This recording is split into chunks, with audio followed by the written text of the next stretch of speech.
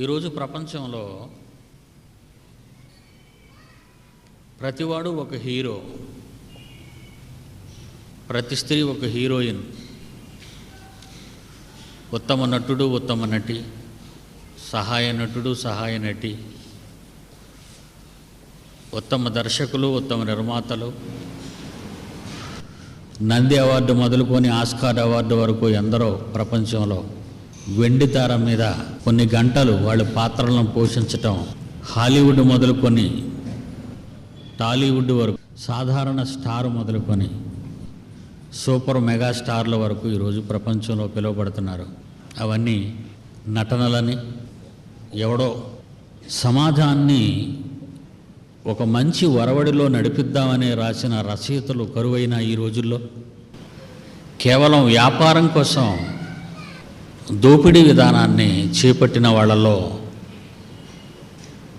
Hollywood మొదలుకొని ఎందరో నిర్మాతలు ఈరోజు సభ్య సమాజాన్ని పాడు చేసి అశ్లీలకర పదజాలాలతో, నటనలతో, పాటలతో వ్యవస్థను తప్పుదారిన పట్టించే ఎన్నో చిత్రాలు ఈరోజు విడుదలవుతున్నాయి. మన చుట్టూ ఉన్న ఈ సమాజాన్ని నైతిక విలువలను పాడు చేసే ఒక భయంకరమైన పరిస్థితికి దిగజార్చే పరిస్థితిని కలిగి ఉన్నారు. బడిలో పిల్లలు పాఠాలు గురువులు బోధించేవి, చెప్పేవి నేర్చుకుంటున్న విద్యార్థులకు ఎక్కవేమో కానీ 2 గంటల సినిమాలో వాడు చూసిన ఎన్నో సన్నివేశాలు, ఎన్నో డైలాగ్స్ పసిబిడ్డలు కూడా చెప్పటం ఈ రోజుల్లో మనం వింటున్నాం. అది విషాదకర పరిణామం. వాడు బాగా నటించినా, చెడిపోయి నటించిన కళామ తల్లికి సేవ చేస్తున్నానని లక్షల నుంచి కోట్ల వరకు గుంజుకుంటున్నారు సినిమా యాక్టర్లు. సొమ్ము తీసుకునేవాడు చేసేది సేవో, స్వార్థ లాభాల కోసం డబ్బులను పోగు చేసుకోవటం వ్యాపారమో మీరే చెప్పొచ్చు. అనతి కాలంలోనే వ్యవస్థను సర్వనాశనం వైపు మళ్లించేదే ఈ సినిమా వ్యవస్థ.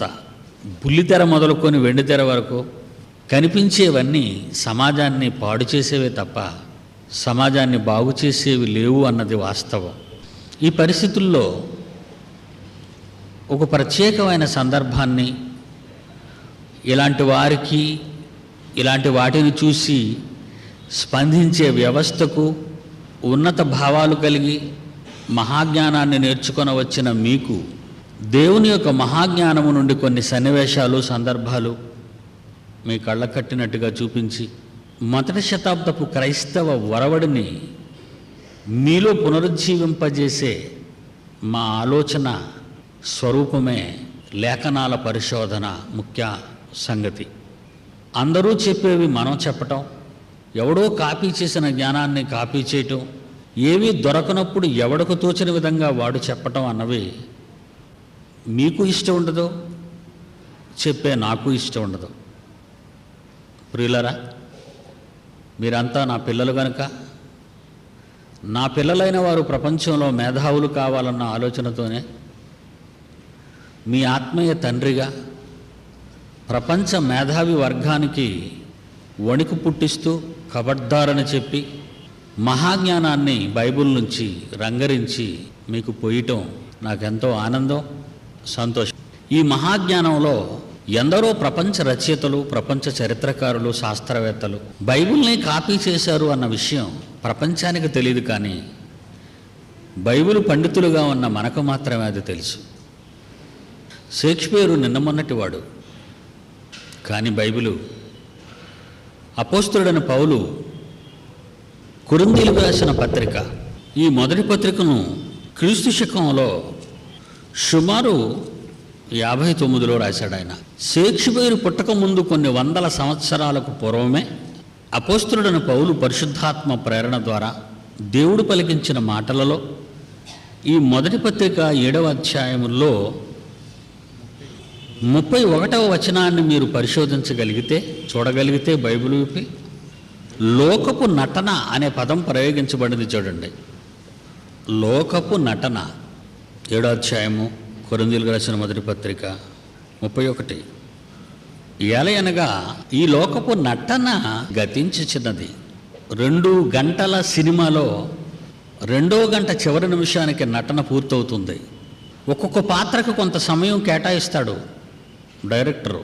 హీరో పాత్రకు కొంత సమయం, హీరోయిన్ పాత్రకు కొంత సమయం, వాళ్ళకు సపోర్ట్ చేసే క్యారెక్టర్ల పాత్రలకు కొంత సమయం, ఇలా కొన్ని సమయాలను కేటాయించి ఒక 2 గంటల్లో 10 నుంచి 15 రేళ్ల మధ్యలో వాడి కథను ముగించుకుంటాడు. ఈ 2 గంటల నటనలో ప్రతివాడు వాళ్ళ పాత్రలకు ప్రాణం పొయ్యాలని ప్రయత్నించడం చూస్తూ ఉంటాం. అది నటన మాత్రమే. ఆ కాసేపు మనల్ని ఏడిపిస్తారు, నవ్విస్తారు, ఉద్రేకపరుస్తారు, చెరిపేస్తారు. షేక్స్పియర్ ఈ భావాలను మనసులో పెట్టుకొని ఈ వాక్యాన్ని చదివిన తర్వాత ప్రపంచం అనేది ఒక నాటక రంగం అన్నాడు. ఎందుకంటే ఈ లోకమే నటనన్న పదం షేక్స్పియర్ పుట్టకముందు కొన్ని వందల సంవత్సరాల క్రితం రాయబడిన మాట ఇది. తరువాత షేక్స్పియర్ పుట్టాడు, వాడు చదువుకున్నాడు దీన్ని. కనుక ఇది నటనాలోకం. ఈ నటనాలోకంలో ఎన్నో పాత్రలు, యుగానికి ఒక పాత్ర, తరానికి ఒక పాత్ర, ఇలా మనం ఎన్నో పాత్రల్ని ప్రపంచంలో చూస్తున్నాం. ఈరోజు ప్రపంచంలో ఉన్న పాత్రలు 630 కోట్ల పాత్రలు పోషిస్తున్నారు అధికారికంగా. ఈరోజు ప్రపంచంలో పాత్రలను పోషిస్తున్న పాత్రధారులు 630 కోట్ల మంది. అందులో మీరు కూడా ఉన్నారు. మనం పాత్రధారులం. మనం పాత్రలను పోషించటానికి వచ్చిన వాళ్ళం. అందుకే ఏమంటున్నాడంటే, మన పాత్రను గురించి చెబుతూ అపోస్తలుడైన పౌలు 29వ వచనం నుంచి, సహోదరులారా నేను చెప్పున్నది ఏమనగా కాలము సంకుచితమై ఉన్నది. కాలము చాలా తక్కువ. మీ పాత్రకు ఇవ్వబడిన కాలం, ఈ స్క్రీన్కి ఇవ్వబడిన కాలం, ఈ తెర, ఇది వెండి తెర కాదు, టీవీలోని బుల్లి తెర కాదు. It is a universal screen. విశ్వం యొక్క తెర. ఈ విశ్వం అనేది ఒక పెద్ద నాటక రంగం అయితే, విశ్వంలో పుట్టుకొస్తున్న కోటాను కోట్ల మంది పాత్రధారులైతే, వారి వారి పాత్రలు విశ్వంలో ప్రవేశించిన తరువాత ఎలా ఆరంభించారు, ఎలా ముగించారు అన్నది మీ పాత్ర యొక్క డైరెక్టర్, దర్శకులు, దేవుడు మీ పాత్రకు మీరు న్యాయం చేస్తున్నారా లేదా అనేది ఆయన ఆలోచించగలుగుతున్నారు, చూస్తున్నారు. ఒకటి మీరు గమనించాలి, ఒక రచయిత ఒక కథ రాసినప్పుడు తన మనస్సులో ఉన్న ఎన్నో ఆలోచనలు, కోరికలు ఆ కథలోని పాత్రధారి జీవితంలో చూపిస్తాడు. త్రాగుబోతు అనుకోండి, హీరోని తాగుబోతుగానే చూపిస్తాడు. తిరుగుబోతు అనుకోండి, తిరుగుబోతుగానే చూపిస్తాడు. ఉత్తముడు అనుకోండి, ఉత్తముడుగానే చూపిస్తాడు. మనిషి రాసిన కథలో వాడి కథ మిగిలిన వారు మెచ్చుకునేటట్టుగా ఎన్నో మలుపులు తిప్పుతాడు. కానీ దేవుడు రాసిన యథార్థ గాథలో మనమంతా పాత్రధారులం. ఈ పాత్రలలో ఉన్న మనం దేవుని సంకల్పాన్ని నెరవేర్చటానికి భూమి మీదకి వచ్చిన పాత్రధారులం. బైబిల్లో కనిపించిన అతిపెద్ద మెగాస్టార్ మనకు ఒక ఆయన ఉన్నాడు. ఆయన యేసుక్రీస్తు. ఇతని గురించి మనం ఆలోచించుకుంటే, ఇతని పాత్ర గురించి ఒక డిస్కషన్ వచ్చింది పరలోకంలో. ఈయన భూమి మీద నటించే పాత్ర అది ఎలా ఉండాలి అన్నది తండ్రితో ఒక డిస్కషన్. పరలోకంలో కొంత చర్చ జరిగింది. ఆ చర్చ తరువాత, లేదా ఆ చర్చలో, ఆ డిస్కషన్లో అతని పాత్రలో ఉన్న ఒక ప్రత్యేకమైన సందర్భాలని బైబిల్లో రాయించాడు. ఒకసారి మీరు చదివితే ఆశ్చర్యపోతారు. ఎప్పుడు మీరు చదివేది అది. ఇంతవరకు మీరు దాన్ని ఏ కోణంలో ఆలోచించారో, ఈసారి మాత్రం ఈ పాత్ర ఈ వ్యవస్థలో ఎంత చక్కగా చిత్రీకరించింది తండ్రి కుమారుని పంపాడు అన్నది మీకు అర్థమవుతుంది. అపోస్తలుడైన పౌలు ఫిలిప్పీ సంఘానికి రాసిన ఉత్తరంలో 2వ అధ్యాయం 7వ వచనం నుంచి ఆయన పాత్రలో ఉన్న ఒక ప్రత్యేకత చెప్తున్నాడు యేసుక్రీస్తు పాత్రలో ఉన్న ఒక ప్రత్యేకత. నాయన, నువ్వు వెళుతున్నావు కదా, యూనివర్సల్ స్క్రీన్ మీదకి వెళుతున్నావు, నువ్వు ప్రపంచ తెర మీదకి వెళుతున్నావు, నువ్వు హాలీవుడ్ తెర మీదకి కాదు, ఈ విశ్వం అనే అతిపెద్ద స్క్రీన్ మీదకు నువ్వు వెళుతున్నావు. ఆ స్క్రీన్ మీద నీ పాత్ర ఎలా ఉంటుందో తెలుసా? ఎలా ఉంటుందో నాన్న? గుర్రం మీద నుంచి వెళతానా, లేకపోతే కోటలో సింహాసనం మీద కూర్చుండడం దగ్గర నుంచి ఆరంభం అవుతుందా ఈ పాత్ర? కలిగి ఉన్నదేదియూ నేను లేకుండా కలుగలేదు. యూనివర్స్ అనేది ఒక పెద్ద స్క్రీన్ అయితే ఆ మహా స్క్రీన్కి సృష్టికర్త నేనేగా. కలిగి ఉన్నదేదియూ నేను లేకుండా కలుగలేదు, యేసుక్రీస్తు లేకుండా కలుగలేదు. కలిగి ఉన్నదేదియూ ఆయన లేకుండా కలుగలేదు. కలిగించిన ఈ లోకానికి, నా వలన కలిగిన ఈ లోకానికి, నా వలన కలిగిన ఈ వెండి తెర, ఈ బంగారు తెర, ఈ ఒరిజినల్ స్క్రీన్, ఆ స్క్రీన్ మీదకి నేను వెళ్ళేటప్పుడు నేను వేసుకున్న సెట్టింగ్స్, నేను చేసిన సెట్టింగ్స్, నేనే వెళ్ళేటప్పుడు నేను ఎలా ఉండాలి అని నువ్వు అనుకుంటున్నావని రచయితని, తండ్రిని కథానాయకుడు అడుగుతున్నాడు. యేసుక్రీస్తు ఈజ్ అ హీరో. అప్పుడు ఆయన అంటున్నాడు, మనుష్యుని పోలికగా పుట్టాలి ఆయన, నువ్వు దేవుని కుమారుడివి, నీ వలనే సర్వము కలిగింది, సర్వ సృష్టికి ఆధారభూతుడవు, కానీ నువ్వు మానవుడిగా పుట్టాలి. మానవుల్లో రాజులు ఉన్నారు, మానవుల్లో చక్రవర్తులు ఉన్నారు, మానవుల్లో జమీందారులు ఉన్నారు, మానవుల్లో గొప్ప పేర్లు ఉన్నవాళ్ళు ఉన్నారు, మానవులలో మహాత్ములు ఉన్నారు, మానవులలో విలాసవంతమైన జీవితాలు అనుభవించిన వాళ్ళు ఎందరో ఉన్నారు. అలాగా ఏమండే? పాత్రను బట్టి మనిషిని అంచనా వేయకండి మీరు. పాత్ర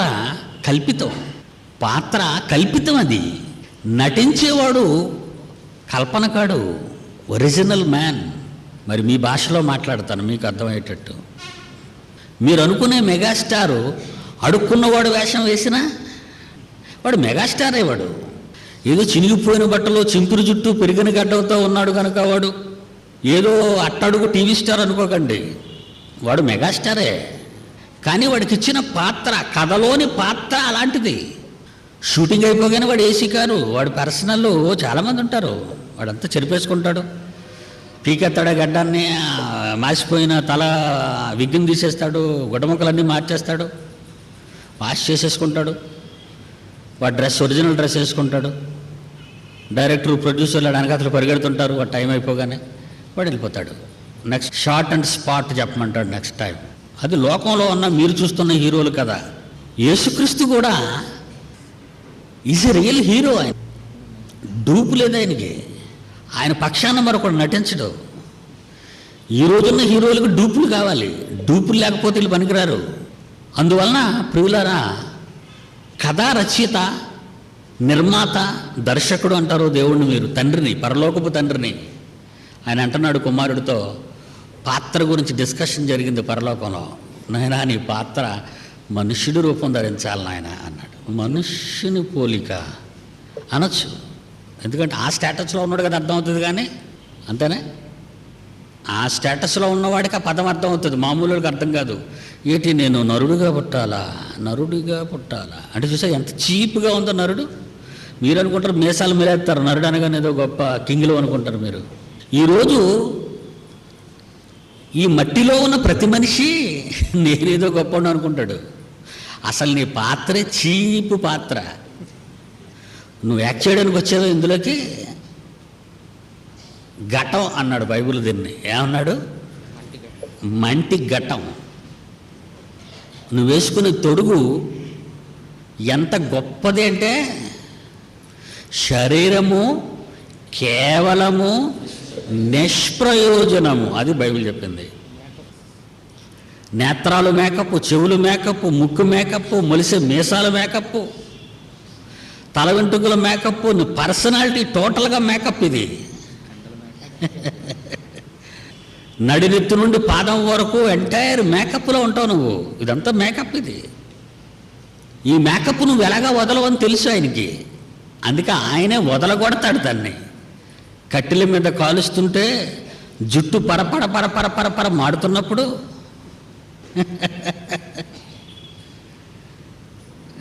నున్నగా ఉన్న ఈ శరీరం మంటల్లో మండుతూ నూనెగా కారుతున్నప్పుడు ఆ నూనెకి ఈ కట్టెలు ఇంకా 7 రెట్లు మంటలు లేపి మండుతున్నప్పుడు నీ క్యారెక్టర్ అలాగ క్లోజ్ అవుతుంది.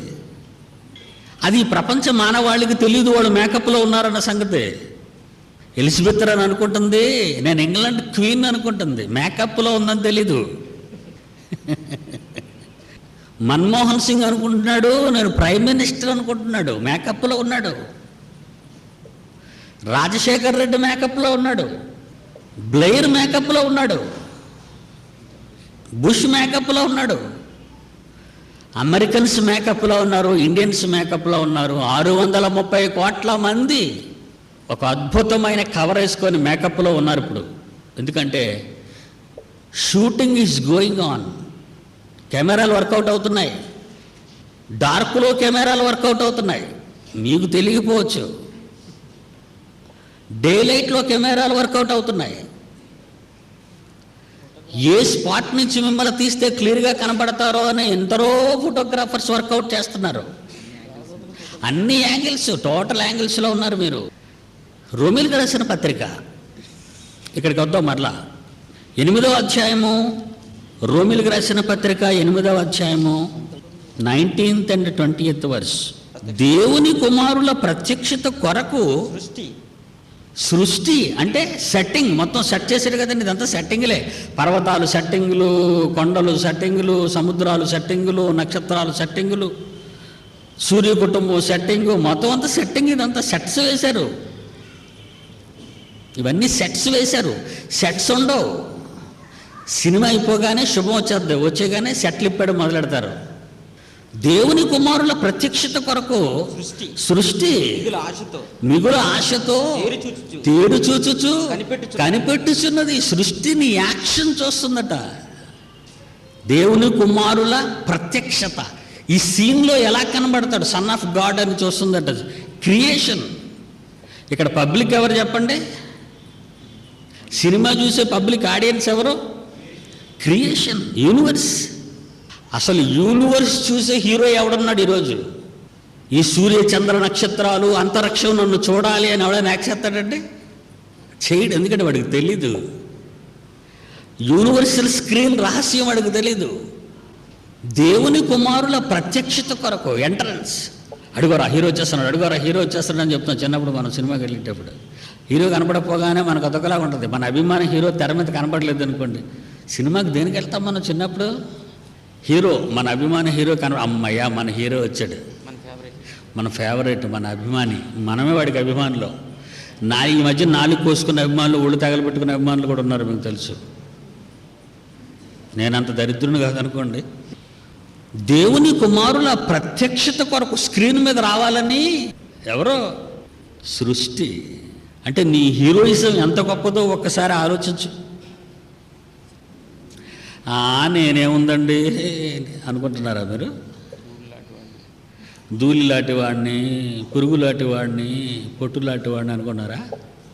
మీ అపియరెన్స్, మీ రంగ ప్రవేశం, మీ యాక్షన్ కోసం ఎవరు చూస్తున్నారట? మీ పాత్ర పోషణ కోసం ఎవరు చూస్తున్నారట? దేవుని కుమారుల ప్రత్యక్షత. హీరోస్ వాళ్ళే, అది దేవుని కుమారులే రియల్ హీరోస్ వాళ్ళు. వీళ్ళందరూ ఎవరో? మీరు హీరోలను మర్చిపోయి హీరోలు కాని వారిని హీరోలు అనుకుంటున్నారు మీరు. వాళ్ళంతా జీరోగాళ్ళు, వాళ్ళు హీరోలు అనుకుంటున్నారు. మీరు అమాయకులు కదా. మీరు ఒరిజినల్ హీరోస్. దేవుని కుమారుల ప్రత్యక్షత కొరకు సృష్టి మిగులు ఆశ. ఎంత యాంగ్జైటీ చూడండి క్రియేషన్ కట. క్రియేషన్కి మీ మీద యాంగ్జైటీ, ఆశ. మరి ఏట్రా ఇంకా మన హీరో రాలేదు?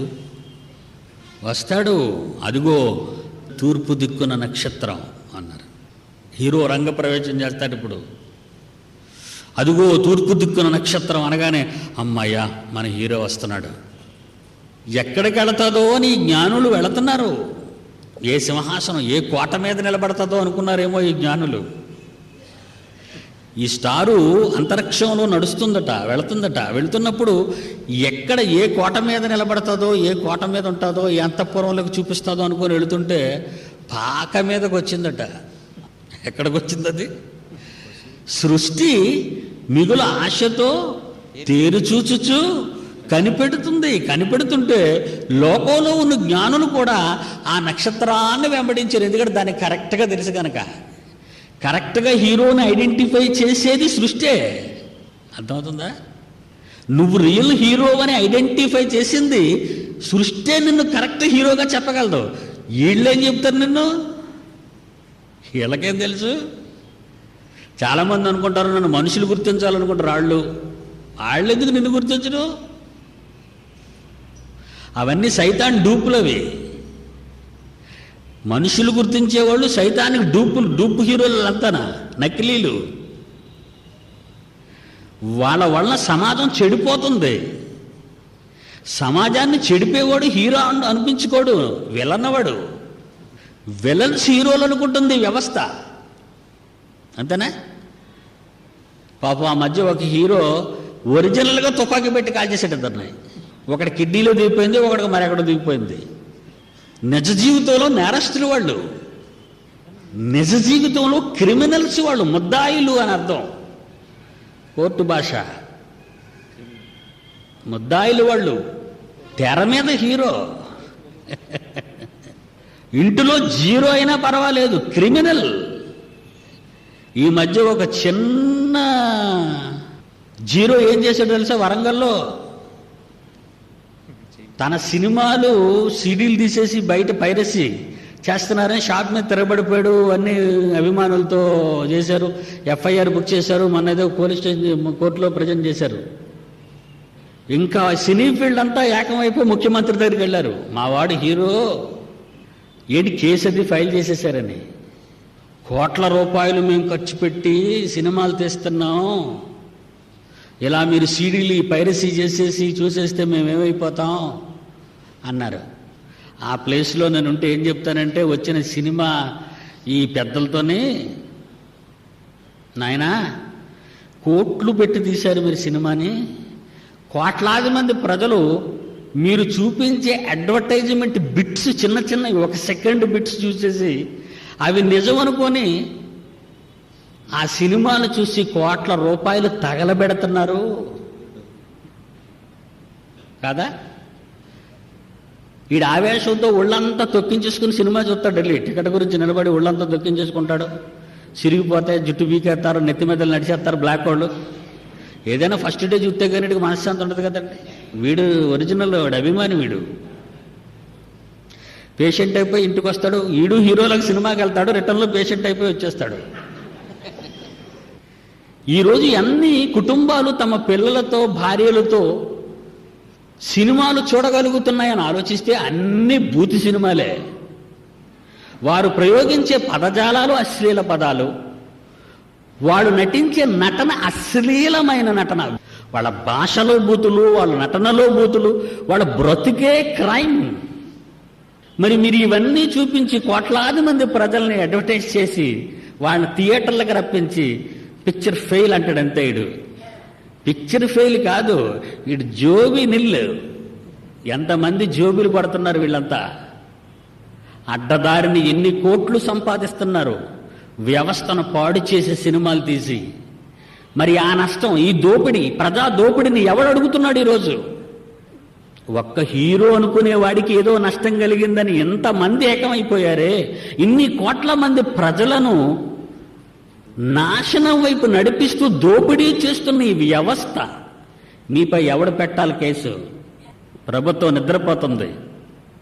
ఈవేళ గుడ్డలిప్పుకొని ఒక హీరో ఉన్నాడంటే రేపటి నుంచి మన పిల్లలందరూ గుడ్డలిప్పుకు తిరుగుతారు. ఈవేళ ఒక హీరోకి వెనకాతల చొక్కాకి వెనక గుడ్డ లేకపోతే అది ఒక స్టైల్. మరుసటి రోజు మన పిల్లలు వీపుకి గుడ్డలు ఉండవు. ఏమండి? అంత సినిమా స్టైల్. ఈవేళ సినిమా వస్తే మరుసటి రోజు స్టిచ్చింగ్ అదే. వచ్చే చీరల పేరు సినిమా పేర్లు, వచ్చే జాకెట్ల పేరు సినిమా పేర్లు, వచ్చే చొక్కాల పేరు సినిమా పేర్లు.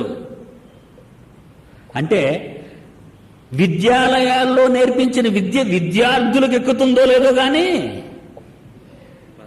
పాపాలు నేర్పే పాఠశాలలైన సినిమాల్లో నేర్పే విద్య మాత్రం పసిపిల్లల నుంచి ముసలివాడి వరకు ప్రభావితులు చేస్తుంది. దేవుని పిల్లలారా, అది ఎంత నీచ నికృష్టమైనదో దానికి విలువనిస్తుంది సమాజం. ఎంత ఉన్నతమైనదో వాడి బ్రతుకును మరిపిస్తుంది సమాజం. దేవుని పిల్లలారా, రియల్గా నువ్వు దేవుని కుమారుడివి, నీ ఈ పాత్రలోనికి నువ్వు వచ్చావు. వచ్చిన తర్వాత నీ నటన, నీ యాక్షన్, నీ పాత్ర కోసం ఎదురు చూస్తుందట ఎంటైర్ క్రియేషన్. ఏమని? దేవుని కుమారుల 19 వచ్చినండి రోమపత్రిక 8వ అధ్యాయం. దేవుని కుమారుల ప్రత్యక్షత కొరకు సృష్టి మిగుల ఆశతో తేరు చూచు కనిపెట్టుచున్నది. ఫిలిప్పీలకు రాసిన పత్రిక 2వ అధ్యాయం 7వ వచనం. మనుష్యుల పోలికగా పుట్టి, ఇది నాయన నీ పాత్ర. దాసుని స్వరూపం. ఏంటి మనుషుల్లో మళ్ళా దాసుడునా నా క్యారెక్టర్? అవునన్నాడు తండ్రి. నరుడుగా అంటే రాజుగానో జమీందారుగానో పుట్టొచ్చు, కానీ మళ్ళా నరుడులో దాసుడునా? మనుషుల్లో మళ్ళా నేను సర్వెంట్ నవ్వాలా? అసలే మనుషులే, అసలు ఆ జీవితమే మంచిది కాదు. ఎక్కువ తింటే అరగదు, తక్కువ నిద్రపోతే మతిపోద్ది. ఎన్నో ఆశలకి పాపాలకి కేంద్రం ఆ శరీరం. ఆ నర జీవితమే, ఆ మానవ జీవితమే హేయమైనది. అందులో నన్ను నరుడుగా అన్నావు, ఆ నటనలో మళ్ళా నరునిగా దాసునిగా నటించమంటున్నావు. ఇంకేమన్నాడండి? తను తానే రిక్తునిగా మొత్తం తగ్గించేసుకోమన్నాడు. దాసుల్లో కూడా ఇంకా లీస్ట్ పొజిషన్లోకి వెళ్ళిపోమన్నాడు. మరియు ఆయన ఆకారమందు మనుషుడిగా కనబడి మరణము పొందునంతగా, అనగా శిలువ మరణము పొందునంతగా విధేయత చూపాలి. నువ్వు తగ్గించుకోవాలి అంతవరకు. ఇదినైనా నీ పాత్ర అన్నాడు తండ్రి. ఎంత కఠినమైన పాత్ర ఇచ్చావు తండ్రి నాకు. ఈ పాత్రలో నాకు సుఖం లేదా? మరి ఎక్కడా? లేదు నాయన. హీరోయిన్ లేదా? లేదు నాయన. చిల్డ్రన్ లేరా? లేరు నాయన. ప్యాలెస్ లేదు నాయన. ఉండడానికి చోటు లేదు నాయన. ఏమండి, ఈ పాత్ర మీకు ఇస్తే తీసుకుంటారా? ఇలాంటి పాత్ర ఇస్తే మీకు దేవుడు మిమ్మల్ని అడిగితే ఆ పాత్ర కావాలంటారా మీరు? ఇలాంటి పాత్ర వద్దు బాబు మాకు. విల్లనైనా పర్వాలేదు, వెనకాతల 100 మంది బంట్లు ఉంటారు, 50 కార్లు, 3 సుమోలు ఉంటాయి. ధనవంతుడి పాత్ర నాటు బాంబులతో తుపాకీలతో తిరగచ్చు. హీరోయిన్ లేదు, పిల్లలు లేరు, no building, no horse and car. Car లేదు, గుర్రం లేదు, కోట లేదు, ప్యాలెస్ లేదు, భార్య లేదు, బంధువులు లేరు. రబ్బూని మీరెక్కడున్నారు? నీటి మీదైనా నడిచేస్తున్నారు. చచ్చిపోయే వాళ్ళని కేకేస్తే లేచిపోతున్నారు. ఇన్ని మహత్యాలు కలిగిన ఈ మహనీయుడు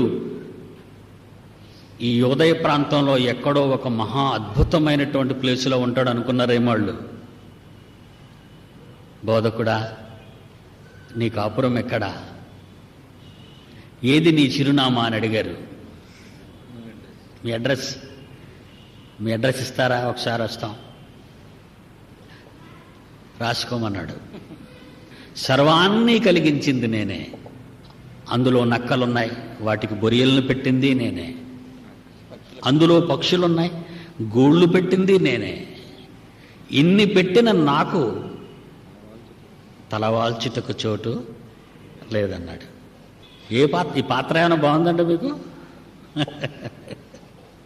ఈ విశ్వ తెరపై యేసు పాత్ర ఎంత దయానీయంగా ఉందో ఆలోచించండి.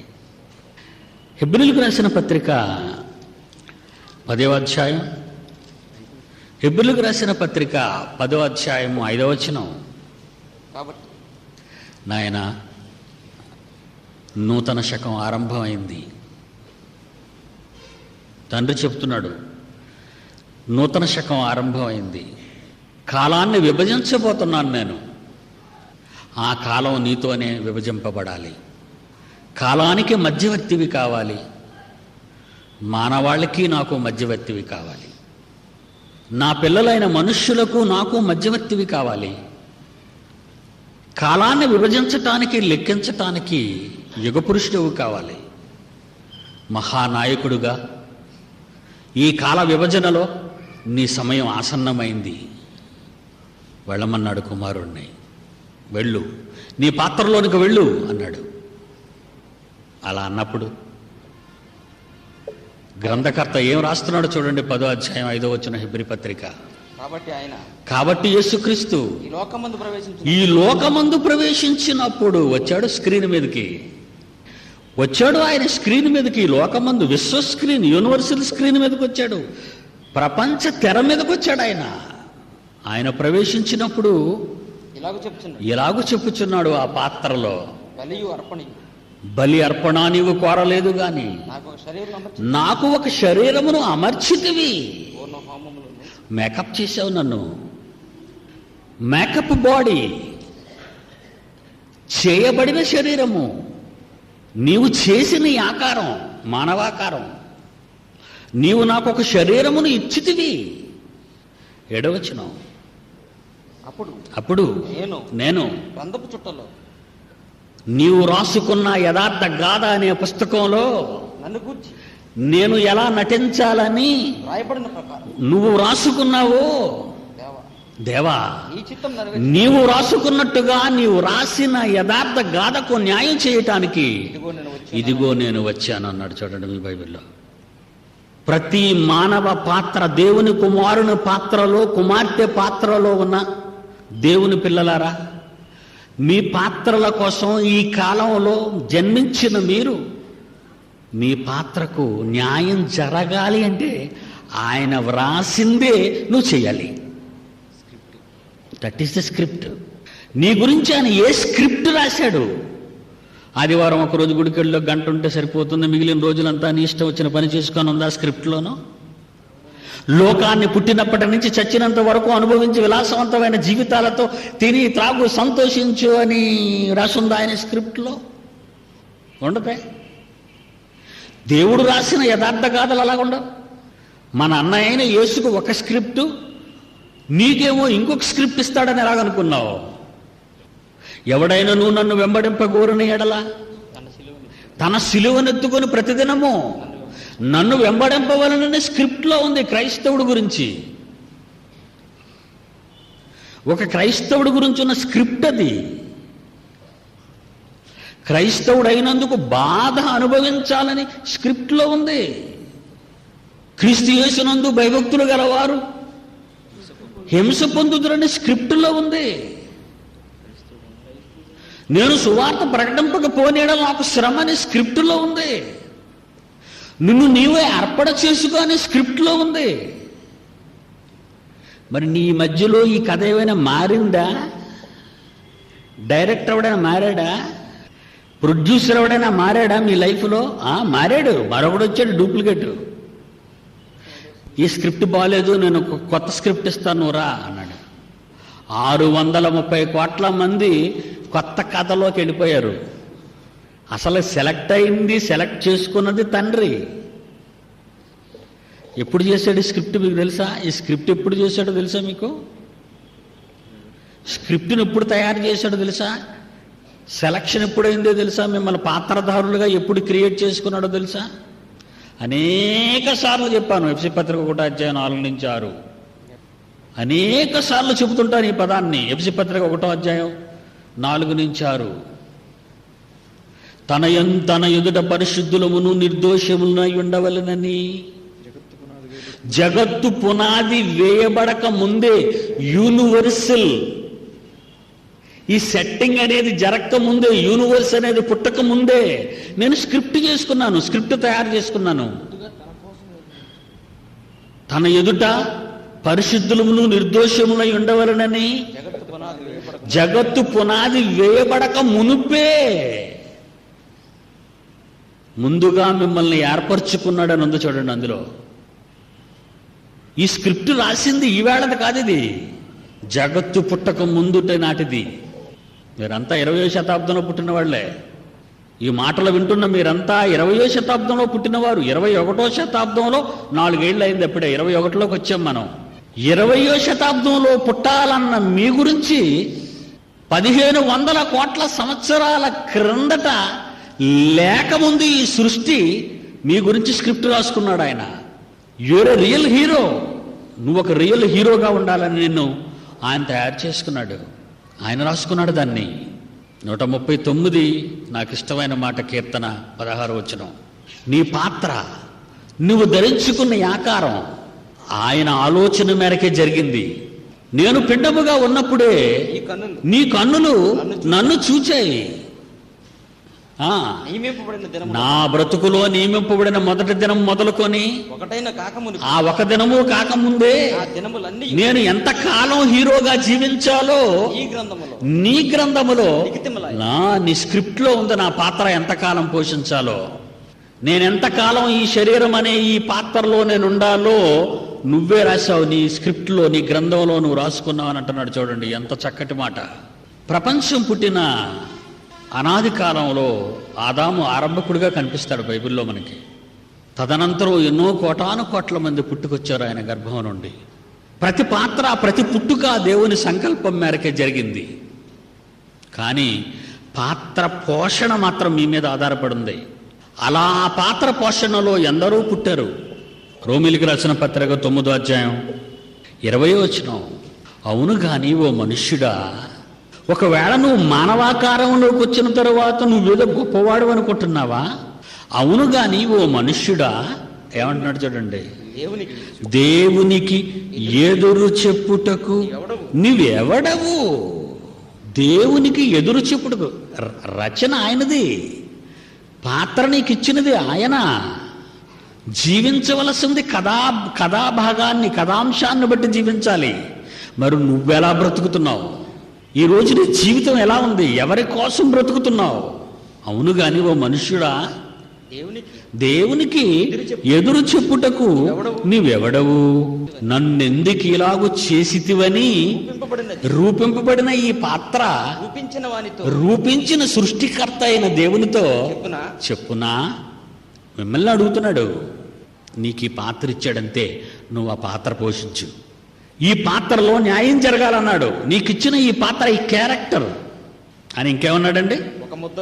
ఒక ముద్ద, ఒకే ముద్ద, ఒకే మట్టి ముద్ద, ఒక ఘటము ఘనతకి చక్రవర్తిగా పుడుతుంది ఒక పాత్ర. ఒకటి పేదోడుగా పుడుతుంది ఒక పాత్ర. చేయుటకు మంటి మీద కుమ్మరివాడైనటువంటి దేవుడికి అధికారం లేదా? దావీదును రాజు చేశాడు, యేసుక్రీస్తుని దాసుని చేశాడు. అది ఆయన ఇష్టం. ఒకవేళ యేసుక్రీస్తు అడిగినా ఈ మాట చెప్తాడు దేవుడు, నేను రాశానయ్యా మీ పాత్రల్ని. దావీదు రాజు, నువ్వు దాసుడు కావాలి. దావీదుకు సింహాసనం, నీకు బ్రతుకుంటుండగా ఉండడానికి చోటు కూడా లేదు. దావీదుకి భార్యలు పిల్లలు, నీ బ్రతుకులో అలాంటి వాళ్ళు ఎవరు ఉండరు.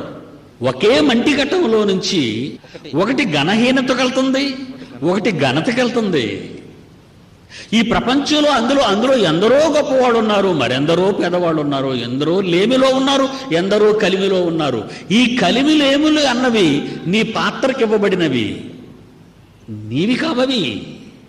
నీ పాత్ర పోషణలో ఇవ్వబడినవి. ఈ పాత్ర పోషణలో అతడు రాజైనా తండ్రి ఇష్టాన్ని నెరవేర్చాలి, రాజైన దావీదు వలె. ఈ పాత్ర పోషణలో దాసుడు అయినా యేసుక్రీస్తు వలె నీ తండ్రి ఇష్టాన్ని నెరవేర్చాలి. తండ్రి ఇష్టం నెరవేర్చుట పాత్ర ముఖ్యోద్దేశం. కానీ ఆ పాత్ర ధనవంతమైన పాత్ర, పేదదైన పాత్ర నువ్వు ఆలోచించకూడదు. ఏ పాత్ర అయినా దానికి న్యాయం చేయాలి. ఒక విశేషమైన సందర్భాన్ని చెప్పాడండి దేవుడు. గతంలో కూడా నేను చెప్పాను, ఎన్నో క్యాసెట్స్లో మాట్లాడనేది. ప్రపంచంలో మొట్టమొదట కట్టబడిన పిరమిడ్ క్రీస్తు పూర్వం 2650 పిరమిడ్ మీకు తెలుసు కదా. ఈజిప్షియన్ టూమ్స్ అంటారు వీటిని, సమాధులు. ఈరోజు ఈజిప్ట్ దేశంలో ఎన్నో సమాధులు, పిరమిడ్స్ అని చెప్తున్నారు వాటిని. ప్రపంచ వింతలలో అది ఒకటి అని మనకు తెలుసు. అందులో ఒకదాన్ని తవ్వారు, శవపేటిక. ఈ పిరమిడ్స్లో విచిత్రం ఏంటంటే వాళ్ళ శరీరాలని ఎన్నో రసాయనాలు, వాళ్ళ శవాలని చనిపోయిన తర్వాత వాళ్ళ శవాలకు ఎన్నో పూతలు పూశారు. వాళ్ళు పూతలు పూసి శరీరం చెడిపోకుండా ఆ శవపేటికలో, ఆ పెట్టిలో పెట్టి భద్రపరిచారు. అలా పెట్టేటప్పుడు ఆ పిరమిడ్లో వాడు సంపాదించిన ఆస్తి అంతా పెడతారు. వజ్రాలు, వైడూర్యాలు, మాణిక్యాలు, బంగారము, వెండి, విలువైనటువంటి గూడ్స్ వస్తువులన్నీ కూడా శవపేటికతో పాటు సమాధి చేయటం వాళ్ళ ఆచారం, ఈజిప్షియన్స్ ఆచారం అది. ఆ పిరమిడ్స్లో పెడతారు వాటిని. ఎందుకు పెడుతున్నారు అంటే వాళ్ళ మత విశ్వాసం. మేము తర్వాత లేస్తాం, ఆ లేచేటప్పుడు పేదవాళ్ళుగా లేస్తే ఎలా ఉంటుంది, కనుక కింద జన్మలో సంపాదించిన ఈ బంగారం, ఈ వజ్రవైడూర్యాలు అన్నిటితో మళ్ళా గొప్పగా బతుకుతాం, మళ్ళా చచ్చిపోయేటప్పుడు మళ్ళీ ఎన్ని తెచ్చుకొని మన సమాధిలో పెట్టేసుకుంటాం మేము, మళ్ళా తర్వాత మళ్ళా బతుకుతాం. ఇలాగ ఎన్నో జన్మలు. మనవాళ్ళు అంటుంటారు కదండి, 7 జన్మల బంధం అని. ఉన్న జన్మకే అర్థం తెలియక మనం చూస్తుంటే మరో జన్మ ఉంటూ మళ్ళా మీకే భార్యగా అవుతానంటది ఒక ఆవిడే. కనుక ఉన్న జన్మ సంగతే వీళ్ళకి అర్థం కాలేదు, మరో జన్మ గురించి వీళ్ళకేం అర్థమవుతుంది? ఈజిప్షియన్స్ విశ్వాసాలలో మరో జన్మ, ఎన్నో జన్మలు ఉంటాయి, ఆ జన్మలో మేము ఎప్పుడు ధనవంతులుగానే ఉండాలని చచ్చిపోయే ముందు వాళ్ళ సంపాదించిన ఆస్తులన్నీ వాళ్ళ సమాధుల్లో పెట్టేసుకున్నారు. వాటి పేరే పిరమిడ్స్. అలాంటి సమాధులలో తెరిచిన సమాధి ఒకటి మోషే కాలం నాటి ఫరో సమాధి, ఫరో రాజు సమాధి. వాడి పేరు రామసేస్. మోషే కాలంలో ఈజిప్ట్ దేశాన్ని పరిపాలిస్తున్నవాడు, మోషేని అటాక్ చేసినవాడు, మోషేకి ఎదురు నిలిచినవాడు వాడే ఫరో రామసేస్. ఆ కాలంలోనే ఈజిప్షియన్స్కి మన ఇశ్రాయేలీలు, అబ్రహాము సంతానమైన ఇశ్రాయేలు బానిసలుగా 430 సంవత్సరాలు వాళ్ళ దగ్గర ఉండిపోయారు వాళ్ళు. ఆ ఉన్న కాలంలో వాళ్ళు పట్టణాలనే కట్టించుకున్నారు ఈ మన ఇజ్రాయేల్స్ చేత, ఈజిప్షియన్స్, ఐగుప్తీయులు. అందులో ఈ రామసేస్ అనేవాడు కూడా వాడి పేరు మీద ఒక పట్టణాన్ని కట్టించుకుంటాడు. నిర్గమాకాండం 1వ అధ్యాయం 11. నిర్గమాకాండం 1వ అధ్యాయం 11. కాబట్టి వారి మీద పెట్టిన భారములలో వారిని శ్రమ పెట్టుటకు ఇశ్రాయేలీయుల్ని వెట్టి పనులు చేయించు. ఇశ్రాయేలీయుల చేత ఫరో కొరకు ధాన్యాదులను నిలువ చేయు పీతోము, రామసేసను పట్టణములను కట్టిరి అని ఉంది చూడండి. వాడే ఫరో రామసేస్. ఆ పట్టణాన్ని కట్టించారు. వీడు మోషేకి ఎదురు తిరుగుతాడు, మీకు తెలుసు, ఇశ్రాయేలుని విడిచిపెట్టనని. అప్పుడు సంహారక దూత వస్తుంది. చివరి అద్భుతాల్లో ఒకటి, తొలిచూరు పిల్లలందరినీ చంపేస్తుంది. అప్పుడు ఫరో కొడుకు చచ్చిపోతాడు. వాడు యుద్ధ రథాలన్నీ ఎర్ర సముద్రంలో మునిగిపోవటం, వాడు బలం అనుకునేదంతా నలిగిపోవటం, విరిగిపోవటం, ఇదంతా వాడు కళ్ళారా చూశాడు, ఈ ఫరో రామసేస్ అనేవాడు. అప్పుడు వాడు శవపేటికలో భద్రపరిచిన వాస్తవం ఏంటో తెలుసా? మోషే దేవుడు గొప్పవాడు అన్నాడు. వీళ్ళు తవ్వారు కదండి, తవ్వినప్పుడు ఆ పలకలు తీశారు కదా, పురావస్తు శాస్త్రవేత్తలు. తర్వకాల్లో బయలుపడినటువంటి రామసేసు పిరమిడ్లో వాడు కనబడిన పలకలలో మోషే దేవుడు గొప్పవాడు అన్నాడు. మరి వీడి పాత్ర ఫరో రాజు పాత్ర. వీడి పాత్ర ఏం పాత్ర? ఫరో రాజు పాత్ర, చక్రవర్తి. మోషే పాత్ర ఎవరికి తెలుసు? మోసెస్కి తెలుసు. ఎక్కడ తెలుసు? సేనాయి కొండ దగ్గరికి వెళ్ళిన తర్వాత అక్కడ దేవుడు ఎక్స్ప్లెయిన్ చేశాడు, ఇదిరా నాయన నీ పాత్ర అని. అంతే కదా, అంతవరకు కోటలోనే పెరిగాడు, ఐగుప్తు సకల విద్యలు అభ్యసించాడు మోసెస్, తెలుసు కదా. అవన్నీ మీకు ఇప్పి చెప్పనవసరం లేదు. అప్పటికీ క్యారెక్టర్ని తీసేయాలని అనుకున్నాడు సైతాన్ గాడు. ఈ పాత్రను అప్పుడే పగలగొట్టేద్దాం అనుకున్నాడు. కానీ కాబోయే hero, universal hero, real hero, ఈ పాత్ర పోతే ఎలా? ఈజిప్ట్ కోటలోకి పంపించాడు. అక్కడ పెరిగాడు. ఎలా పెరుగుంటాడు? ఉన్నతంగా పెరిగాడు. సీనాయి కొండ దగ్గరికి వెళ్ళగానే పాత్ర యొక్క పరమార్థం అర్థమైంది. దేవుడు చెప్పాడు అక్కడ. సీనాయి కొండకి వెళ్ళాడు కదా పైన, అక్కడ ప్రత్యక్షమే చెప్పాడు, అసలు నువ్వు ఎందుకు వచ్చావు, ఎందుకున్నావు, ఎవరి కొరకు వచ్చావో తెలుసా? నా కోసం నాయన. 430 సంవత్సరాలుగా ఇశ్రాయేలీయులు కన్నీటి ప్రార్థన మీ పితరులు చేస్తున్నారు నా గురించి. వాళ్ళకి నాయకుడు కావాలి, విమోచించాలన్న ఆలోచన వచ్చింది నాకు. కనుక నాయకుడు ఎవరు? జగత్తు పునాది వేయబడకముందే పాత్ర రాశాను, నీ పాత్ర. కనుక ఈజిప్ట్ సివిలైజేషన్లో నువ్వు పుట్టాలి, అందుకే పుట్టించాను. పుట్టినప్పుడే నిన్ను చంపాలనుకున్నారు, అందుకే తప్పించాను. నడిపించే నాయకత్వం రావాలి కనుక ఐగుప్తు సకల విద్యలు నేర్పించాను. నాయకుడు కదా, నాయకుడు. నీకు తోడై ఉన్నాను, అద్భుతాలు చేయిస్తాను, మహత్కార్యాలు చేయిస్తాను, వెళ్ళు, ఎందుకు నమ్మరో నేను చూస్తాను. నువ్వు పుట్టింది ఇందుకే, నీ గురించి నేను రాసుకున్న కథ ఇది. అంతే, వెళ్ళిపోయాడు. తల్లి నిలబెట్టింది, నాయనా ఎందుకీ బాధలన్నీ నీకు, పెంచిన తల్లి. ఫరో కుమార్తె. అప్పుడేమన్నాడో కథానాయకుడు చూస్తారా మీరు? హెబ్రీ పత్రిక 11:24 అనేక సార్లు చదివారు మీరు. ఎప్పుడు మొత్తం స్క్రిప్ట్ అర్థమైంది కనుక ఈ మాట అన్నాడు. స్క్రిప్ట్ అర్థం అవ్వకపోతే మనము కూడా ఈ మాటలు అనలేము. ఏమండి, స్క్రిప్ట్ అర్థం అవ్వాలి, స్టోరీ మొత్తం స్టోరీ అర్థం అవ్వాలి. అప్పుడు మనకి అర్థమవుతుంది పరమార్థం. అప్పుడు అంటున్నాడు చూడండి, మోషే పెద్దవాడైనప్పుడు 11:24 హెబ్రీ పత్రిక, విశ్వాసమును బట్టి ఐగుప్తు ధనము కంటే ఈ భూమండలమే, ఈ అంతరిక్షం, ఈ టోటల్ యూనివర్సే ఒక పెద్ద సెట్టింగ్ బాబు, మీకు తెలియదు అంటున్నాడు. ఈ సింహాసనాలు కావు, ఈ రాజ్యాలు కావు, ఈ రాజుల డబ్బంతా రాళ్లపాలు, మీరు అనవసరంగా అపార్థం చేసుకుంటున్నారు అంటున్నాడు. గోల్కొండ నవాబు ఉన్నాడా హైదరాబాద్లో? లేడు. కోట ఉందా? ఉంది. సున్నారా వేయిస్తున్నారా? లేదు. రాళ్ళు పడిపోయా? తిరగబడిపోయాయి. చూడ్డానికి వెళ్తున్నారా? వెళ్తారు మీరు. ఆ కోటను కట్టించిన వాడే కాలగర్భంలో కలిసిపోయాడు పాత్ర అయిపోయిన తర్వాత. సెట్టింగులు ఇవన్నీ, ఈ సెట్టింగులు పోతాయి, శిథిలావస్థకు వచ్చాయి. కనుక మోషే పెద్దవాడైనప్పుడు విశ్వాసాన్ని బట్టి ఈ ఐగుప్తు ధనము కంటే క్రీస్తు విషయమైన నింద గొప్ప భాగ్యమని ఎంచుకొని ఈ క్యారెక్టర్లో ఉన్న, ఈ పాత్రలో ఉన్న ఈ కొంతకాలం పాపభోగము అనుభవించుట కంటే దేవుడైనా ఆ సృష్టికర్త, ఆ రచయిత, ప్రొడ్యూసరు, డైరెక్టరు, ఆయన ప్రజలతో ఇశ్రాయేలీలు 430 years ప్రార్థన చేస్తున్నారు. నాకు చూస్తే నిండా ఎన్ని సంవత్సరాలు ఉన్నాయి ఇప్పటికీ? ఒక 80 ఏళ్ళు, 80 years అండి. పరమార్థాన్ని పొందాడు.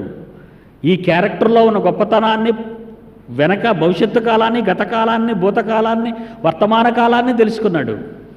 430 ఏళ్లగా ప్రార్థిస్తున్నారు ఇశ్రాయేలీలు ఈజిప్టు బానిసత్వం నుంచి విడిపించమని తండ్రిని. వీళ్ళకు విమోచనకర్తగా, వీళ్ళకు లీడర్గా, నాయకుడిగా, హీరోగా నన్ను పుట్టించాడు. అమ్మా, అల్పకాలము పాపభోగము అనుభవించుట కంటే దేవుని ప్రజలైన ఇశ్రాయేలీలతో శ్రమను మేలుని యోచించి ఫరో కుమార్తె యొక్క కుమారుడినని అనిపించుకొనుటకు ఒప్పుకొనలేదు. ఏంటి ఇలాంటి పాత్ర దొరికితే మీరు వదులుతారా? ఇలాంటి పాత్ర బిల్ గేట్స్ వచ్చి ఎవరైనా ఈ మందిరంలో ఉన్నవాళ్ళు ఎవరైనా నాకు కొడుకుగా వచ్చేస్తారా, సర్వసుఖాలు అనుభవిస్తారా అన్నాడు అనుకోండి, బిల్ గేట్ దగ్గర ఉండగానే కాళ్ళ మీద పడిపోతారండి. ప్రపంచంలో కోటీశ్వరుడండి వాడు. ఏమంటున్నాడు? అల్పకాలము పాపభోగం అనుభవించుట కంటే, అమ్మా వెనకతలు ఎంత ఉందమ్మా, 430 years, 430 సంవత్సరాల వాళ్ళ కన్నీటి ప్రార్థన తల్లి. 1500 కోట్ల సంవత్సరాల క్రిందటి నా తండ్రి రాసిన స్క్రిప్ట్ తల్లి. నన్ను పాత్రధారిగా, సూత్రధారిగా పంపించాడమ్మా ఇక్కడికి. ఈరోజు ఇన్ని తెలుసుకున్న నేను, నా పాత్ర పోషణలో తేడా జరిగిందో, నేను స్టేజ్ దిగిన తర్వాత ఎక్కడికి వెళ్ళాలో, మా ఇంటికి వెళ్ళగలనా? ఇంటికి వెళ్తానా? చూడండి, స్టేజ్ దిగిపోయిన తర్వాత మన మేకప్ చెరిగిపోయిన తర్వాత ఇంటికి వెళ్తామో లేదో చూడండి. బైబిల్లో యోబు గ్రంథం 7వ అధ్యాయం యోబు గ్రంథం తీసి అండర్లైన్ చేయండి. మనకి మేకప్, ఈ కళ్ళు, ముక్కు, చెవులు, ఈ చక్కని స్వరూపం, ఈ చక్కటి పలువరుస, నల్లని వెంట్రుకలు, తెల్లని మెరిసే వెంట్రుకలు, నూనూగు మీసాలు అన్నీ చెరిగిపోతాయి మేకప్ చెరిగిపోయిన తర్వాత.